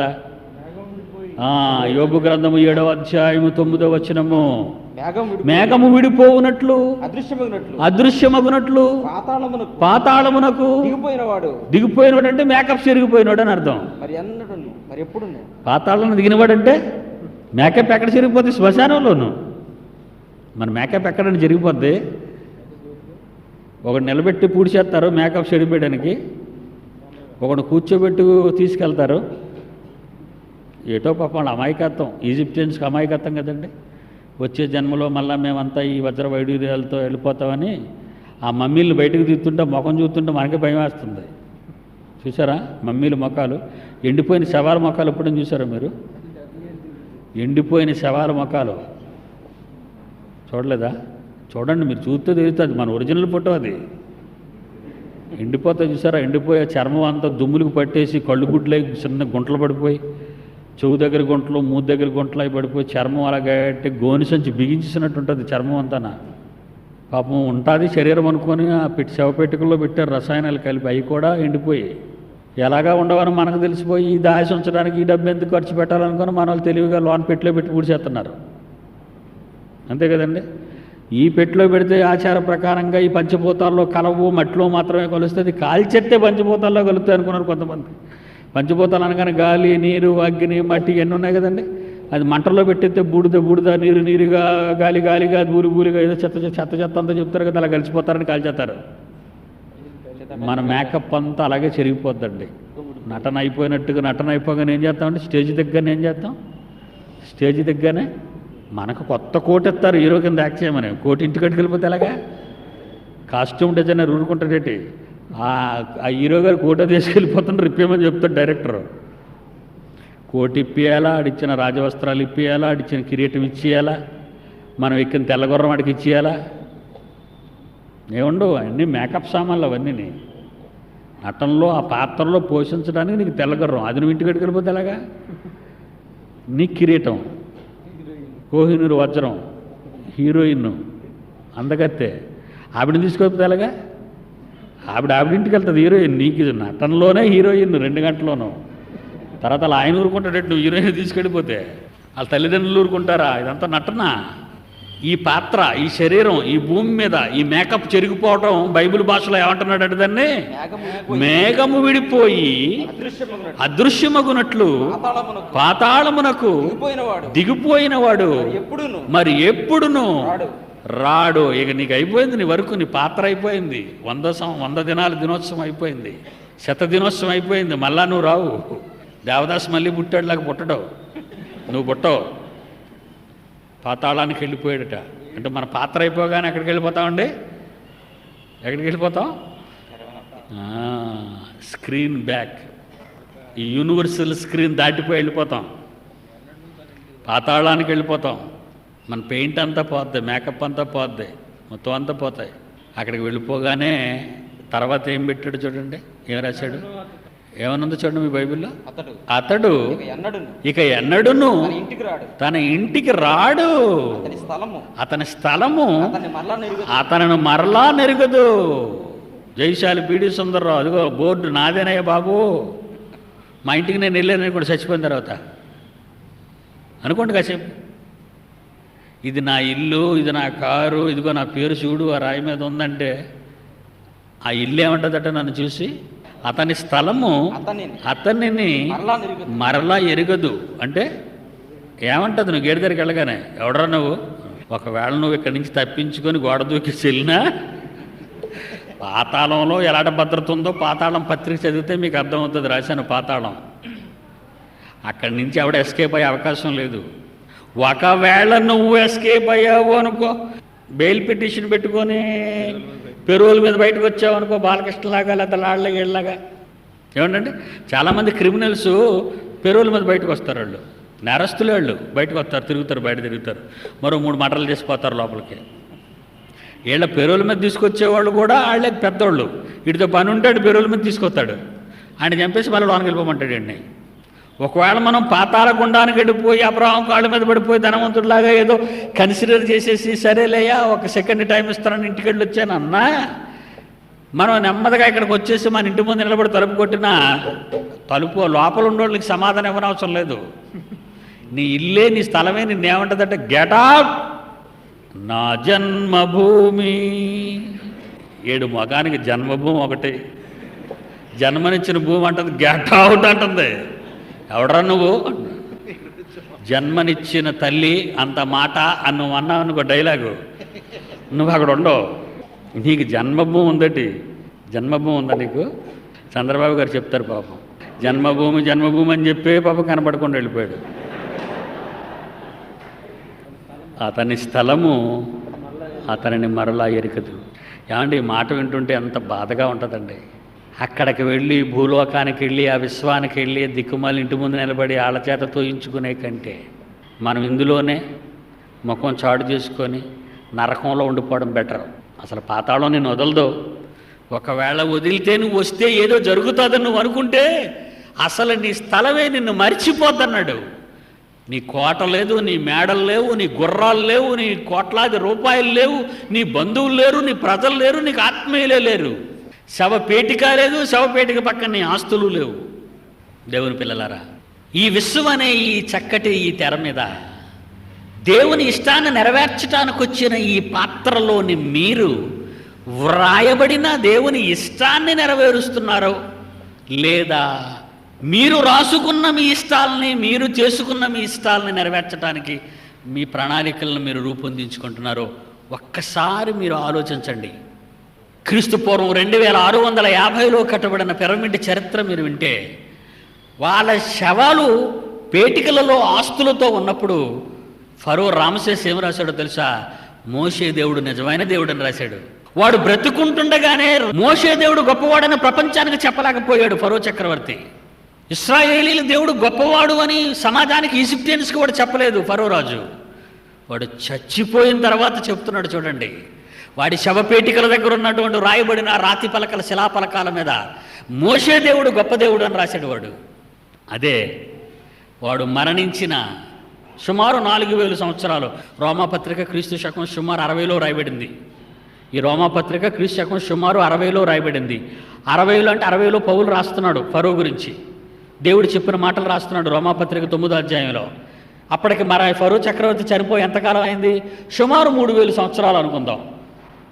సుమారు 3000 సంవత్సరాల క్రిందట వాడు చనిపోతూ వ్రాసిన శిలాపలకాలు వాడి శవపేటికతో మమ్మీగా భూమిలో పాతిపెట్టబడ్డాయి. మోషే దేవుడు నిజమైన దేవుడని రాశాడే, మోషే దేవుడే అసలు దేవుడని రాశాడే, ఆ పలకాలు వాడి శవంతో పాటు ఆ పిరమిడ్లోకి పోయాయి. అలా 3000 సంవత్సరాలు క్రీస్తుకు పూర్వం వాడి సమాధిలో భూమిలో ఉండిపోయాయి. క్రీస్తు శకం 2000 ఇప్పుడు. అంటే 5000 సంవత్సరాల తరువాత వాడి సమాధి తెరిస్తే చచ్చిపోయిన మమ్మీ, వాడి శవం పక్కన ఉన్నటువంటి రాతి పలక వాడు రాసిన మాటలు చెబుతుంది. ఏమని చెప్తుందంటే, మోషే దేవుడు నిజమైన దేవుడు, నా తొలిచిలు కుర్రోని నేను చంపుకున్నాను ఆ మాట వినగాని రాసిన ఆ ఫరో మాట ప్రపంచాన్ని గజగజలాడించింది. ఆ మధ్య ఆ మాట విన్న తర్వాత అనేక మందిలో కలవరం వచ్చినా బైబిల్లో వ్రాయబడిన అదే మాట కొన్ని వందల సంవత్సరాలుగా క్రైస్తవుడు చదువుతున్న వాడికి అర్థం కాలేదు. చూస్తారా? రోమిలకు రాసిన పత్రిక 9వ అధ్యాయం 17వ వచనం. క్రీస్తు శకం సుమారు 60లో రాయబడింది. 60లో అపోస్తులుడైన పౌలు ఈ పదాన్ని ఎలా రాస్తున్నాడు ఒక్కసారి చూడండి. 9వ అధ్యాయం 17. లేఖనము ఫరోతో ఇలాగూ చెప్పెను. వాక్యం, బైబిల్, లా, చట్టం, ధర్మశాస్త్రం, దేవుని పలుకు, ఉపదేశం అని ఇన్ని పేర్లతో పిలువబడుతుంది బైబిల్. లేఖనము ఫరోతో ఇలాగూ చెప్పను. ఏమని? నేను నీ యందు నా బలము చూపుటకును నా నామము భూలోకమందంతటా ప్రచురమగుటకును అందు నిమిత్తమే నిన్ను నియమించితిని. ఇంతకీ ఫరో ఈజిప్టు దేశాన్ని ఏలడానికి కాదట, 400 యుద్ధరథాలు కలిగిన వాడుగా ఉండటానికి కాదు, నైలు నాగరికత కలిగిన ఒక మహాదేశానికి రాజు అని నియమించలేదు ఫరోని. ఫరోని ఎందుకు నియమించాడట? ఫరోని ఎందుకు పుట్టించాడట? ఫరోకి ఎందుకు జన్మనిచ్చాడట? ఫరోకి ఎందుకు జన్మనిచ్చాడు దేవుడు? నా నామము, నా గొప్పతనము, నా ఉనికి, నా మాటలో ఉన్న నిజం, నా నామము భూలోకమందంతటా ప్రచురము కావాలి అంటే నువ్వు సచ్చినా, మట్టిలోకి పోయినా, సమాధిలో ఉన్నా నీ బ్రతుకు, నీ జీవితం, నీ పేరు బయటకు రాగానే నన్ను జ్ఞాపకం చేసుకోవాలి ఈ వ్యవస్థ అన్నాడు. అది దాని అర్థం. చదవండి మళ్ళీ. నేను నీ యందు నా బలము చూపుటకును నా నామము భూలోకమందంతటా ప్రచురమగుటకును అందు నిమిత్తమే నిన్ను నియమించితిని. నువ్వేమో నేను ఈజిప్టుకు రాజును అనుకుంటున్నావేమో. ఫరోని నియమించాడు అనగా నన్ను కూడా అలా నియమించేస్తే బాగుంది అనుకున్నారేమో రాజుగా ఉండడానికి అని కాదు అక్కడ ఆయన ఉద్దేశం. రాజు, రాణి, మంత్రి ఇవన్నీ మీరు పెట్టుకున్న పదవులు ఇవి. ఈ రాజరికపు వ్యవస్థ, ఈ బానిసరికపు వ్యవస్థ మీరు కలుగు చేసుకున్నవి. దేవునికి అవేమీ లేవు. దేవుడు తన సంకల్పంలో నిన్నొక పాత్రగా, ఒక డ్రామాలో ఒక యాక్టర్గా, ఈ నాటకంలో ఒక చక్కటి పాత్ర దేవుడు నీకు ఇచ్చాడు. చూడండి, కిందకి వెళ్ళేసరికి ఆ పాత్రల గురించి చెబుతున్నాడు. 20 చదువుదాం. అవును గాని ఓ మనుష్యుడా, అవును గాని ఓ మనుష్యుడా. ఇందులో రాజులు ఉన్నారు, చక్రవర్తులు ఉన్నారు, మంత్రులు ఉన్నారు, జమీందారులు ఉన్నారు, కోటీశ్వరులు ఉన్నారు. మనుషులనే కదా ఉన్నారు, జంతువుల్లో ఉన్నారా? నోబెల్ ప్రైజ్ విన్నర్స్ ఉన్నారు, ఆస్కార్ అవార్డు గ్రహీతలు ఉన్నారు. మనుషుల్లోనే కదండి. కుక్కలు పిల్లుల్లో ఉండవు కదా ఇలాంటివన్నీ. అవును కానీ ఓ మనుషుడా, దేవుడు అంటున్నాడు. అవును కానీ ఓ మనిషి అంటే వాడు ఎంత చీప్గా ఉందండి ఆ పదం. సరే సరే సరే, మొయ్యి మొయ్యి మొయ్యి మొయ్యి మొయ్యి అంటే నోరు మొయ్యి అని, నోరు మొయ్యి మొయ్యి. అవును కానీ ఓ మనిషి అనగానే అంటే మనకున్న కెపాసిటీ, మనకున్న బ్యాక్గ్రౌండ్ అదే అనమాట. అంతే. After all you're a man అంటున్నాడు దేవుడు. అవును కానీ ఓ మనుష్యుడా అంటే పదం ఎలా ఉంది? మనకు ఎవరైనా మాట అంటే ఎంత కోపం వస్తుందండి మనం ఏం చెప్పినప్పుడు. సరే సరే సరే సరే సరే అవును కానీ ఓ మనిషి అన్నప్పుడు కోపం వచ్చేద్దాం మనకి. నాకే పేరు లేదా, నాకే డిజగ్నేషన్ లేదా? నువ్వు ఫరో చక్రవర్తి కావచ్చు, రోమా సామ్రాజ్యాన్ని పరిపాలించే సీజర్ చక్రవర్తి కావచ్చు, గ్రీక్ సామ్రాజ్యాన్ని అలెగ్జాండర్ చక్రవర్తి కావచ్చు, రాళ్ళు మూసుకునే కూలివి కావచ్చు, వంట చేసుకునే ఆడమనిషివి కావచ్చు, ఎలిజబెత్ రాణిలా సింహాసనం మీద కూర్చున్న దానివి కావచ్చు. నువ్వు మనిషివే. ఏదైనా నువ్వు మనిషివి. ఆయన ఏమంటున్నాడు చూడండి 20. అవును కానీ ఓ మనుష్యుడా, దేవునికి ఎదురు చెప్పుటకు నువ్వెవడవు? నన్నెందుకు ఇలాగు చేసితేవని రూపింపబడినది రూపించు వానితో చెప్పునా? అతన్నేమో ఫరో చక్రవర్తిని చేసావు, నన్నేమో ఈ సిరిగిపోయిన గొంగలేసుకొని చేతి కర్రెచ్చి ఇశ్రాయేలుని విడిపించడానికి మాటి మాటిగా ఫరో చక్రవర్తి దగ్గర పంపిస్తున్నావు. నాకు ఒక కారు లేదు, నాకు ఒక రథం లేదు, కనీసం ఎక్కడానికి గాడిద లేదు అన్నాడండి మోషే. మోషేకేమి లేదు, మోషేకేమి లేవు. ఐగుప్తు సకల విద్యలు అభ్యసించిన పాండిత్యం గలవాడు, ఇంకా అందగాడు. ఆ రోజుల్లో ఆ తరంలో అందగాడు ఎవరంటే మోషే.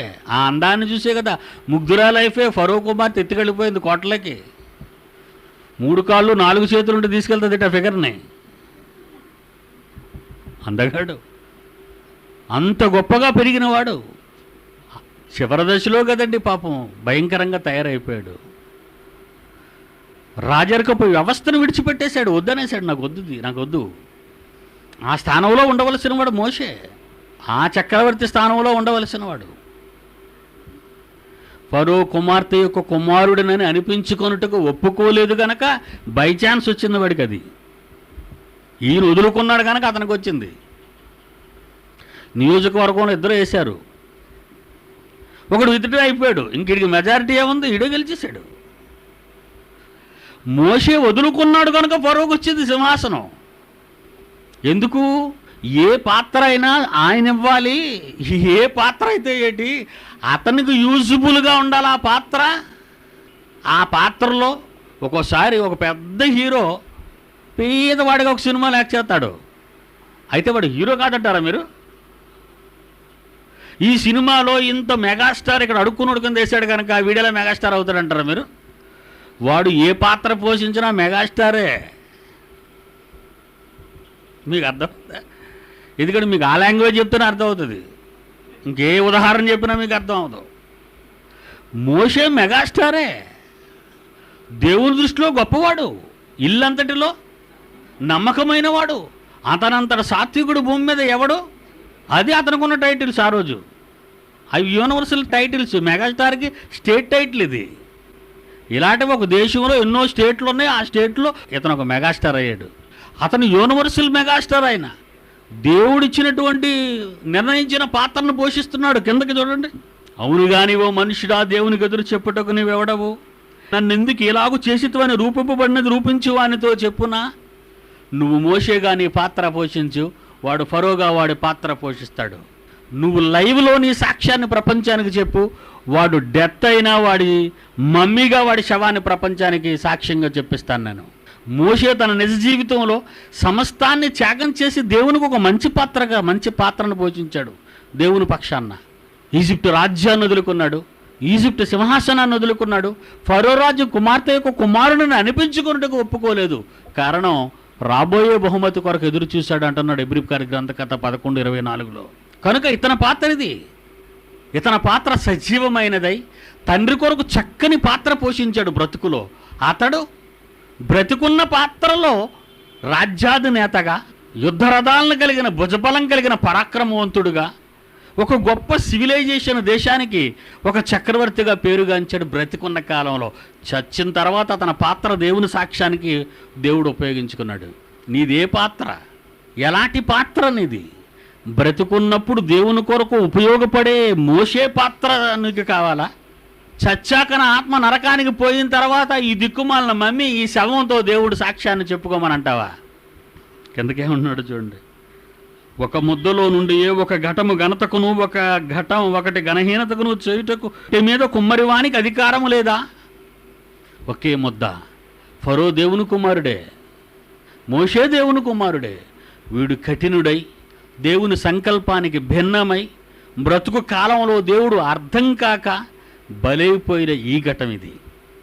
బ్రతుకు కాలం శాశ్వత కాలం కాదని, ఇది కేవలం 120 సంవత్సరాలకే పరిమితమని, అష్ట కష్టాలు ఈ జీవితంలోనే దేవుని కొరకు అనుభవించాలన్న మోషే ఘటం. ఒకే ముద్దలో నుంచి వచ్చిన ఈ రెండు పాత్రలు వాళ్ళ బ్రతుకు కాలంలో ఎలాంటి నాటకాన్ని పోషించారో చెబుతున్నాడు ఇక్కడ. ఒకటి ఘనహీనతకి వెళ్ళిపోతుంది, ఒకటి ఘనతకి వెళుతుంది. రెండు పగిలిపోయేవే. ఈ మానవ జీవితం, ఈ మట్టి ఘటాలు రెండు పేలిపోతాయి. ఎవడు బాగు చేయరు. ఇప్పుడు చదివాడు చూసారో ఇర్మియా గ్రంథాన్ని. ఇక నిన్ను నేను ఎలా కొడతానో తెలుసా? పగిలిపోయిన కొండ మళ్ళా రీకన్స్ట్రక్షన్కి పనికి రాకుండా చితక కొడతానన్నాడు. ఇశ్రాయేలు విషయంలో చెప్పిన మాట అండి అది. ఇశ్రాయేలు విషయంలో చెప్తున్నాడు ఇర్మియా. ఇందాక చదివాడు కదా పాఠ్యభాగం.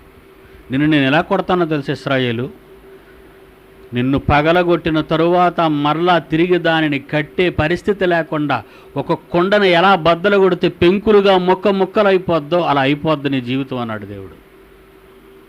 22 రోమపత్రిక 9వ అధ్యాయం. అలాగూ దేవుడు తన ఉగ్రతను అగపరుచుటకు తన ప్రభావమును చూపుటకు నిశ్చయించిన వాడై నాశనమునకు సిద్ధపడి ఉగ్రతాపాత్రమైన ఘటములను అన్నాడు. చూడండి ఎలాంటి కొండలో ఎలాంటి ఘటాలు వచ్చాయో. అన్ని ఘటాలే, అన్ని మంటి ఘటాలే. 630 కోట్ల ఘటాలు ఉన్నాయి ఇప్పుడు ప్రపంచంలో. ఎన్ని ఘటాలు ఉన్నాయట? ఎన్ని కొండలు ఉన్నాయట ఇప్పుడు? అందులో మనం ఉన్నామా? మనతో కలిపే లెక్క. ప్రపంచ ఘటాల లెక్క 630 కోట్లు.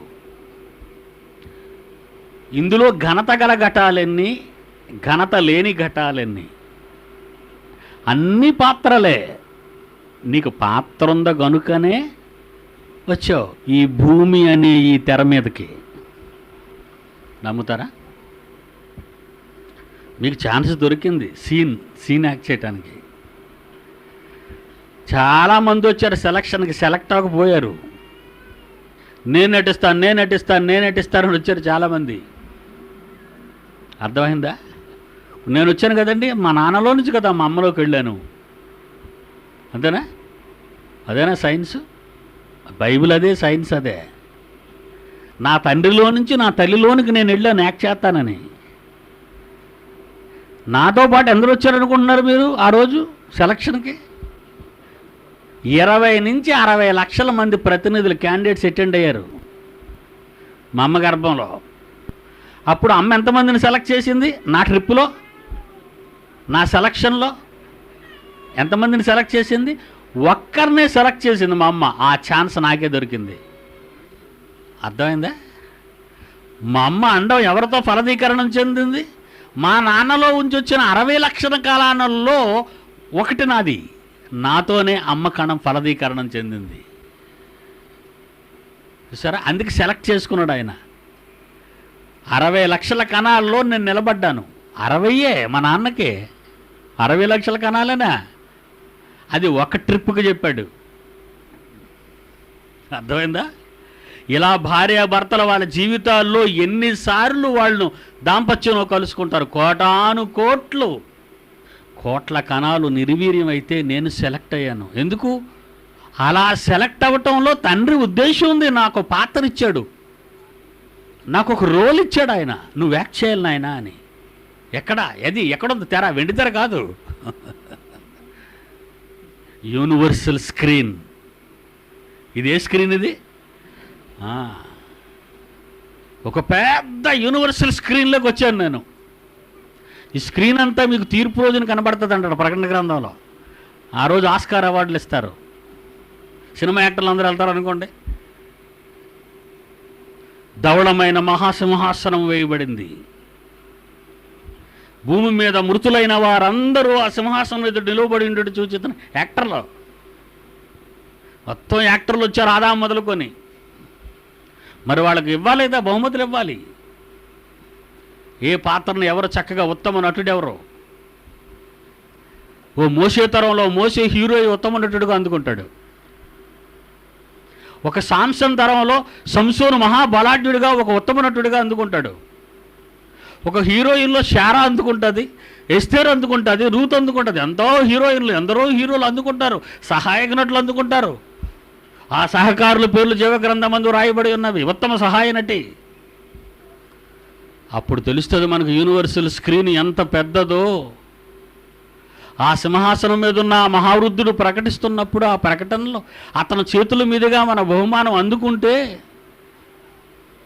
నిజంగా అది తలచుకుంటేనే విడ్డూరంగా ఉంది. మానవ జ్ఞానానికి అందనంత ఎత్తులో ఉంది.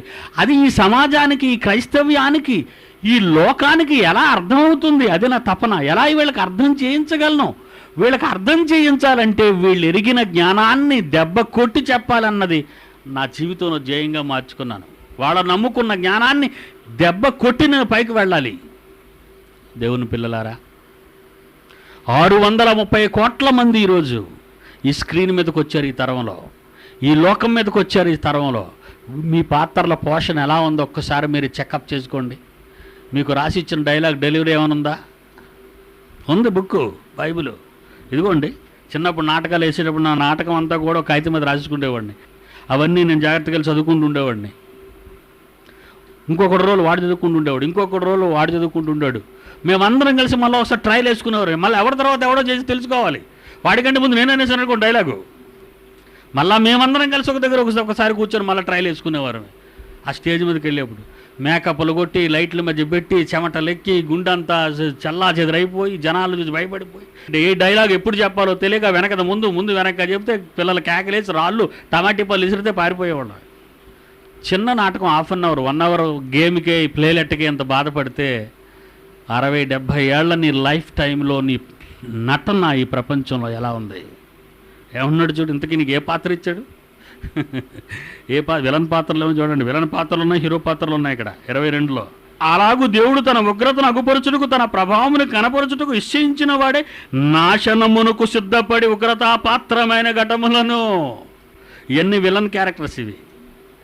ఆఖరిలో ఇడు పోతాడు, బాంబుతో పోతాడో, తుపాకీతో పోతాడో, హత్య చేయబడతాడో, లేకపోతే ఉరి తీయబడతాడో. ఏ సినిమాలోనూ విలన్ చివరికి వెళ్ళేది అదే కదండి. నాశనమునకు పాత్రమగు దేవుని ఉగ్రత పాత్రలట. నీ పాత్ర ఎందులో ఉంది? నీ పాత్ర ఎలా ఉంది? దేవుడు రౌద్రానికి, దేవుని కోపానికి పగలగొట్టే పాత్ర నీ క్యారెక్టర్. నీ సీన్, నీ డెలివరీ ఎలా ఉందో చెప్పు. నువ్వు ఎలా నటిస్తున్నావు? ప్రపంచంలో ఎవరి కోసం నటిస్తున్నావు నువ్వు? నీ దేవుని కోసమా, నీ భార్య కోసమా, నీ భర్త కోసమా, నీ పిల్లల కోసమా, నీ దేశం కోసమా, లేకపోతే 2 ఏళ్ళు ఎలా చూపించు ప్రజల కోసమా? ఎవరి కోసం? ఎవరి కోసం నటిస్తున్నావు? దేవుని ఉగ్రతా పాత్రలు ఇవన్నీ. ఎవరి కోసం? ఎవరి కోసం నీ జీవితం? ఈ విశ్వంలో ఈ స్క్రీన్ మీద దేవుడు నిన్ను మిగిల్చాడు అంటే కారణం నీకు ఒక చిన్న పోర్షన్ ఇచ్చాడు. ఆ పోర్షన్లో నువ్వు యోబువా, మోజెసువా, పౌలువా, క్రీస్తువా, పేతురువా, శారావా, రూతువా, ఎస్తేరువా, మరియవా? నీ పాత్రను నువ్వు పోషిస్తున్నావా? అందుకే దేవుడు ఏం చేస్తాడటండి, రీల్స్ చాలా అయిపోయి సినిమా క్లోజ్ చేసేస్తున్నాడు. ఇప్పుడు ఎందుకంటే కథ సరిగ్గా నడవటం లేదు. సీరియల్ చూడండి, కొన్ని పుట్టాయంటే 3-4 సంవత్సరాలు నడుస్తుంటాడండి సీరియల్స్. ఎందుకంటే ఏదో మలుపు తిప్పుతుంటాడు, బోరు బోరు బోరు కొడుతుంటుంది పాపం. దేవుడికి ఏం చేస్తున్నాడో చూడండి. ఫైనల్గా ఒక టచ్ ఇచ్చాడు ఆయన 27వ వచనంలో. రోమా 9వ అధ్యాయం 27. ప్రభు తన మాట సమాప్తి చేసి క్లుప్తపరచి క్లోజ్ చేసేస్తానంటున్నాడు. ఇంకా ఏమనుందండి? ప్రభు తన మాట సమాప్తి ముగించేస్తున్నాను. ఇంకా స్టోరీ ఇంక ఆపేస్తున్నాను, స్టోరీకి ఆపేస్తున్నాను. ఇంకా ఇక వద్దు, స్టోరీ ఆపేస్తున్నాను ఇంకా. ఎందుకంటే ప్రతి క్యారెక్టరు చెడిపోతుంది. నిజంగా నేను చాలా అదృష్టవంతురాలనండి. ఒకనాటి సహజ నటి మహానటి సావిత్రి అంటుందండి సౌందర్య. ఈ మధ్య లాస్ట్ వీక్ మీరు చూస్తుంటారు ఇవన్నీ నేను జాగ్రత్తగా ఎందుకు చూస్తాననుకున్నారు? I want their psychology. అసలు వాళ్ళ మనసు అసలు ఎలా ఉన్నాయి వాళ్ళ మైండ్స్ అని. సహజ నటి మహానటి సావిత్రి లాంటి భాగ్యం నాకు కలిగిందండి అని పాంచాలి కింద వేస్తుంది ఆ పాత్ర. అంటే 5 భర్తలకు ఒకే భార్య కింద. ఇది నాకు ఒక మహాభాగ్యంగా బాలకృష్ణ గారు నన్ను ఎన్నుకోవటం నాకు చాలా సంతోషంగా ఉంది.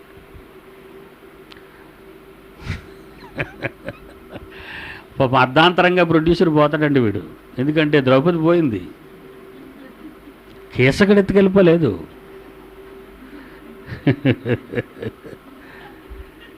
అయిపోయింది నర్తనశాల. చూసారా ఎంత ఈజీగా నవ్వుకుంటారో మీరు? వీళ్ళంతా మీకు ఎలా కనబడతారు? పిచ్చి సన్నాసులు అండి వీళ్ళంతా, పిచ్చి సన్నాసులు. అదా నీ పాత్ర? గొప్ప పాత్ర, సహజ నటివే. నీ ముందు నావిడేం చేసేది? మందు తాగి తాగి తాగి కోమాలోకి వెళ్ళిపోయిన సహజ నటి. ఈవిడికి ఆదర్శం మరొక చెడిపోయిన నటి ఆదర్శం, మరొక మందు కొట్టే నది ఈ నటి ఈవిడికి ఆదర్శం. చూసారా వీళ్ళకి ముందున్న ఎలాడ పాత్ర, ఈ వేసిందే పాత్ర, ఆ పాత్రలో మరొక పాత్ర. అందుకే దేవుడు కథ క్లోజ్ చేశాడు చూడండి. దేవుడు తట్టుకోలేకపోతున్నాడు అండి. అందుకే ఏమన్నాడు తెలుసు ఇశ్రాయేలీల గురించి? 27. ప్రభు తన మాట సమాప్తం చేసి కథ ఆపేస్తున్నాడు. ఆపేసి క్లుప్తపరచి ఏం చేశాడు? ఇంక హీరో అయిపోయాడు, డెడ్ అయిపోయాడు. మధ్యలో ఏం చేయాలి మరి? క్లుప్తం చేసేయాలి, క్లోజ్ చేసేయాలి. దీన్ని క్లుప్తపరచి భూలోకమునందు దానిని నెరవేర్చును. ఇదండి యూనివర్సల్ స్క్రీన్. ఎక్కడ నెరవేరుస్తాడట క్లోజ్ చేసి? భూమి మీద. సోదర సోదరీమణులారా, ఆయన రాసిన ఈ కథలో, ఆయన రాసిన ఈ సజీవ యథార్థ గాథలో నువ్వు ఉగ్రతా పాత్రగా ఉన్నావా, కరుణా పాత్రగా ఉన్నావా? ఒక్కసారి నీ ఆత్మవిమర్శ చేసుకో. కథ ముగించమంటావా, కథ పొడిగించమంటావా? నువ్వు నిర్ణయించు. నువ్వు పనికి రాకపోతే నీ కథ ముగించాడు, శుభం ఇచ్చేయడమే బెటరు. లేదు నీ నటన సహజత్వాన్ని చూపించాలనుకుంటున్నావా? నీ పాత్ర నువ్వు జీవింపు చేయాలనుకుంటావా? ఆ పాత్రలో జీవించాలనుకుంటున్నావా? నా మటుకైతే బ్రతుకట్టు క్రీస్తు చావైతే ఎలాంటి డెసిషన్ తీసుకున్నావో చెప్పు. నీ పాత్రను ముగించమంటావా, నీ పాత్రను పొడిగించమంటావా? ఈ మధ్యన డాక్టర్లు ఒక ఆయనకి రక్త పరీక్ష చేసి పైకి పంపించి రిపోర్ట్ వచ్చిన తర్వాత చెప్తున్నారట 6 మాసాల కంటే ఎక్కువ బతకడు తీసుకెళ్ళిపోండి అని. ఒక 20,000 30,000 తినేశారు వాళ్ళు. నువ్వు ఇంకొక బతకో, ఈయన బతకడు. అతనికి ఇంకా తెలియదు, చాలా హ్యాపీగా ఉన్నాడు. వచ్చిన అందరూ దెబ్బలాడుతున్నాడు, మాసం ఎందుకు తేలేదునా కానీ. బిడ్డ మీద ఉండి ఏం చేస్తున్నారు, నాకెందుకు తెలియదు అన్నీ మీరే తినేస్తున్నారా మీరు, నాకేం లేదా? పాపం వాళ్ళు దయతో దిక్కుమాలిన చూపులు చూస్తున్నారు అతని పక్క. ఎందుకంటే క్యారెక్టర్ క్లోజ్ అయిపోతుంది, సీన్లోంచి మిస్ అయిపోతాడు. ఇప్పుడు వాళ్ళు బెంగగా చూస్తున్నారు ఆయన పక్క, ఆయన కోపంగా చూస్తుండాలి పక్క ఏం తేలేదని. ఎవరు దయ తెలిసి డబ్బులు ఇచ్చినా జోబులు ఎట్టేసుకుంటున్నట్టు వీళ్ళకి ఇవ్వకుండా. అతనికి తెలీదు. నేను డ్యూటీకి వెళ్ళిపోతాను, జాయిన్ అయిపోతాను అంటుండట. ఎంఆర్ఓ అండి ఆయన. నేను డ్యూటీలో జాయిన్ అయిపోతాను అంటుండట. నీ సీన్ అయిపోయింది, క్లుప్తపరిచి సమాప్తం చేసేస్తున్నాడు ఆయన. స్టోరీ, నీ స్టోరీ అయిపోతుంది, నీ పోర్షన్ కంప్లీట్ అయిపోతుంది. హీరో మిస్ అయిపోతాడు ఇప్పుడు. అది కథ రాసిన ఆయనకే తెలుసు. నువ్వేమో భోజనం పెట్టమంటున్నావా, మంచి భోజనం. అతని శరీరంలో రక్తాన్ని సిద్ధం చేసే అవయవాలు పనిచేయటం మానేసాయి. నువ్వు తినే ఆహారం లోపలికి వెళ్ళిన తర్వాత దానిలోంచి నీ దేహానికి ప్రాణమైన రక్తాన్ని అవి తయారు చేస్తుంటాయి. ఆ ఇంజిన్ పాడైపోయింది. అప్పుడు కుర్రోలు రక్తం ఎక్కించేనే ఒకసారి కొన్నాడు. ఇప్పుడు ఎంతసేపు రక్తం పనిచేస్తుంది? నీకు ప్రొడక్షన్ లేదు, నీలో అయిపోతాడు నేను చెప్పేశారు డాక్టర్లు. పేషెంట్కి చెప్పలేదు. ఇంకా నాకు చాలా పెద్ద పాత్ర అనుకుంటుండు. 27 చదవండి. ఇప్పుడు తన మాట సమాప్తము చేసి క్లుప్తపరచి భూలోకమునందు దాన్ని నెరవేర్చాడు ఆయన. సోదర సోదరీమణులారా, ఒక్కసారి నీ పాత్ర గురించి నువ్వు ఆత్మ విమర్శ చేసుకో. ఆయన జ్ఞానంలో, అనంతమైన ఆయన కాలచక్రంలో నువ్వు ఒక చిన్న పరమాణువి. ఆయన రాసిన ఈ పెద్ద కథలో నీదొక చిన్ని పాత్ర. అది రాజు పాత్ర కావచ్చు, లేదా ఒక అతి పేద పాత్ర కావచ్చు. పాత్ర గొప్పతనం ఏమీ లేదు. అతడు రాజు అని అనుకోకు. యేసు వడ్లవాని కుమారుని పాత్ర అని నువ్వు చిన్నగా చూడనవసరం లేదు.